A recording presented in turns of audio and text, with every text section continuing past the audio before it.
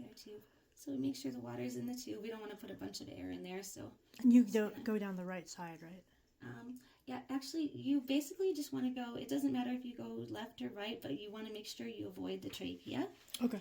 This tube is too big to fit in the trachea, so that helps. And also, we want to use a big tube because once we put the water in, the tube's going to stay there and it's going to cover the trachea, and it's also going to keep the valve that goes into the crop open so that the contents can come back out freely. Because if we were to just put the water in and then take the tube out, that would close and then it would stay in there. Okay. So, okay, sweetie.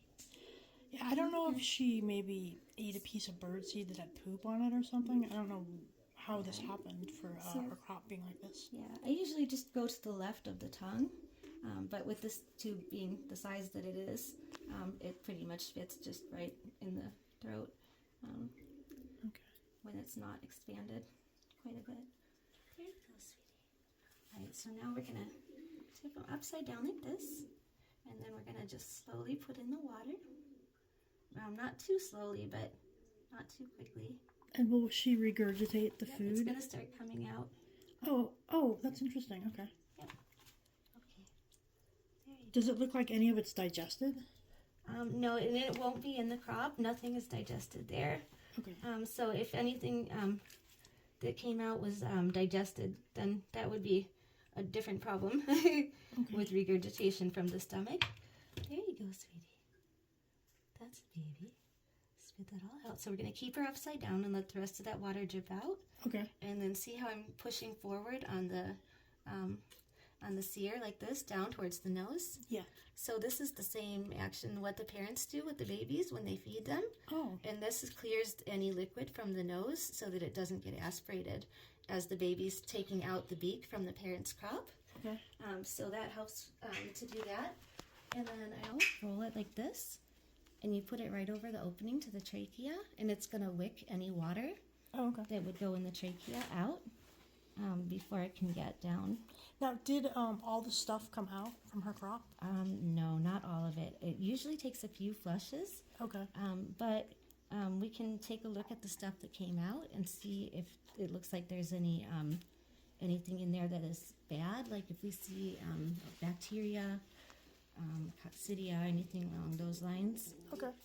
Coccidia are pretty easy to spot. Then we'll know. And the smell, it doesn't smell bad. So she should be okay. Yeah, so that's a good thing. And it does feel like a lot of it's going down now, like when I'm feeling here. So she's digesting now? Yeah, it is moving into the stomach, and the water may have helped too. Okay. She may just be one of those birds that doesn't like to drink a ton of water. I have a few like that I have to do this semi-frequently with because they just really don't. I mean, it's not like a lack of availability or anything. They just, for some reason, don't feel the need to drink that much water. Now, for somebody with her condition, should she not be in an aviary with pigeons? So she could be monitored more?